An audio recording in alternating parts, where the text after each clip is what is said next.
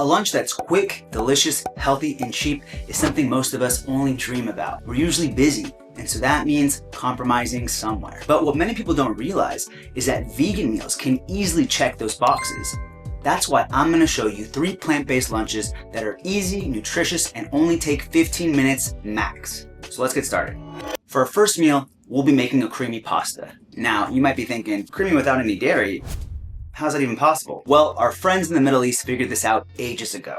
That's right, through hummus. There's a dairy-free way to make anything creamy, and that's gonna be a key ingredient for this recipe. All right, so first things first, you wanna put some water in a pot or pan and start heating the water to a boil. Then put in some salt. But I actually use a bouillon cube or consommé, whatever I usually have on hand. Now you might wanna give it a little taste to see how it is on flavor. It needs a little salt. And that just depends on how much water you use, like how strong your bouillon cube is. Then throw in some whole wheat pasta. I use about 1/3 of the package. And yes, I do highly recommend you use whole wheat for a few reasons. First of all, at this point, I actually enjoy it more than regular pasta. And 2, it's full of one of the most important nutrients most people from the US are deficient in, fiber. Plus, it's got a whole host of other nutrients like B vitamins and magnesium, and it counts as a whole grain for the daily dozen. While the pasta's boiling, cut up your broccoli. You can even use the non-fluorite parts to get even more out of it. Broccoli's great because it bulks up the food, gives it a nice crunch, plus it counts as a cruciferous vegetable in the daily dozen. I like making sure the chunks aren't so big, and then I throw it into the boiling water when the pasta has about 1 to 2 minutes left. It'll go super green, so that's when you know it's ready, and you can then drain the pasta. Here's the trick though. Make sure you don't get rid of all the water. Save some of it for the next part. Return everything to the pan, then here's where the hummus comes in. Throw in the hummus, put in as much as you want, and mix it in with the leftover liquid. It's okay if it's a little bit liquidy right now since it'll thicken as you cook. Hummus brings the meal together. It's made of chickpeas and tahini, meaning it counts as a protein and a fat source. And a lot of the flavor will come from the hummus. Plus, it'll count towards your legumes and nuts and seeds for your daily dozen. Once it's all mixed in, you can open up a can of chickpeas, drain the liquid, doesn't have to be perfect, and throw them in and mix everything together. These are going to be a huge source of fiber and protein. And you might not know this, but research has shown that eating legumes is the most important thing you can eat to live longer. You don't have to wait that long, just until everything looks good, and bam, you're ready.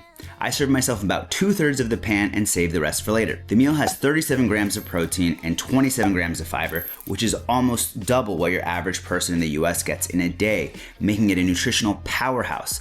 Plus, it's checked off 5 boxes for your daily dozen in one meal. And of course what you came for, all done in 15 minutes. And it's so good and so simple. Okay, so for the next recipe, I'm in France, so I'm gonna flex on y'all in a second, but I promise it works no matter where you are. We're gonna be making a barbecue tofu sandwich. So to start, you'll need some firm or extra firm tofu for this. Soft tofu won't work. How do you know which version you have? If you can easily cut it with a spoon, it's soft tofu. Tofu is an amazing source of not only protein, but also calcium. And consuming soy has been linked to a reduction of different forms of cancer, despite what you hear from 15-year-olds on TikTok. Start heating up the pan to medium-high heat. In the meantime, take your tofu and cut it so it fits whatever bread you're gonna use. Here's a fun little trick to see if your pan is hot enough. All right, you sprinkle some water on your hand, and you do this. Nothing. No, it's not because the mic is bad. 1 minute later. All right, now can you hear? See, the mic is good. Then place the tofu in the pan. Now, I use this pre-smoked and flavored tofu, but especially if you're using plain tofu, you probably want to drizzle soy sauce on it during this step to give it more flavor. In any case, at this point, you want to add the barbecue sauce to it.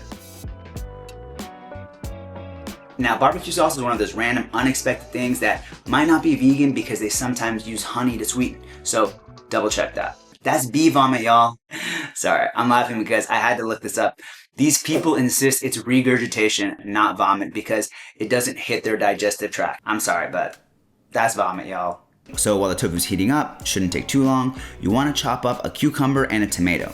Don't forget to wash them beforehand. Adding these will add some freshness to the sandwich and give it a banh mi twist. At this point, you'll probably want to have flipped the tofu, add a little more sauce on top, and it needs even less time on the other side, so once you're happy with it, take it off. Vegan perk people don't talk about, it's tofu, so you can't undercook it. Don't worry. All right, so now take your bread, toast it if you want, don't toast it, have it your way. Cut it if you need it. Basically, prepare the bread. Ooh, clean.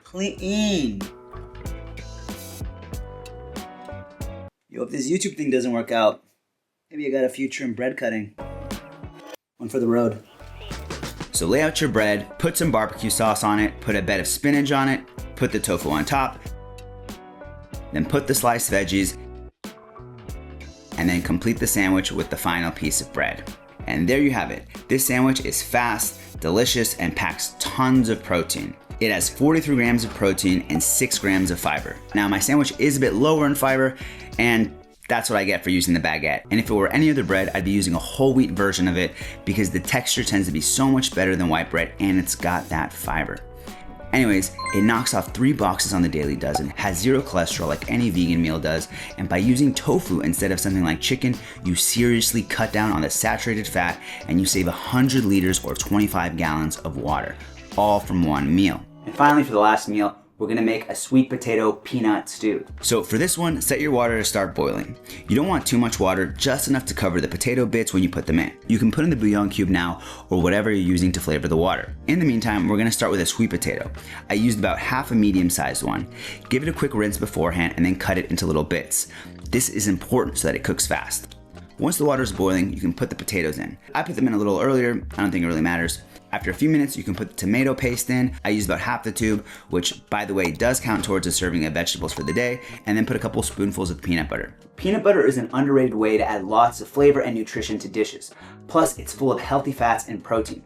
I recommend using peanut butter made with just peanuts and maybe salt, and the fat in the peanut butter helps our bodies absorb fat-soluble nutrients like vitamin A, vitamin E, and vitamin K. Moreover, it counts as a serving of nuts and seeds for the daily dozen. And although peanut butter can make a great addition to a health-promoting diet, a lot of people don't realize just how many calories are in peanut butter. So it could be worth measuring out so you don't overdo it. Then put the chickpeas in, which of course serve as a great source of protein, calories, good carbs, and fiber, and help us live longer.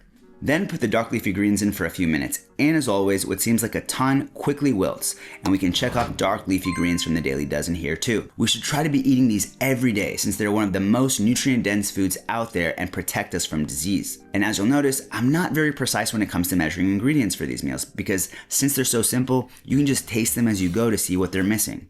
If it needs more flavor, you can add more salt or bouillon. If you don't taste enough peanut butter, you can add more. And with the stew, for example, I added a bit too much liquid, so I had to wait a little longer for it to thicken, but instead you could also just use cornstarch to do the trick more quickly. And there you have it. You have your sweet potato peanut stew. This stew is hearty and delicious. It's got 40 grams of protein and 26 grams of fiber and helps check 4 boxes on the daily dozen.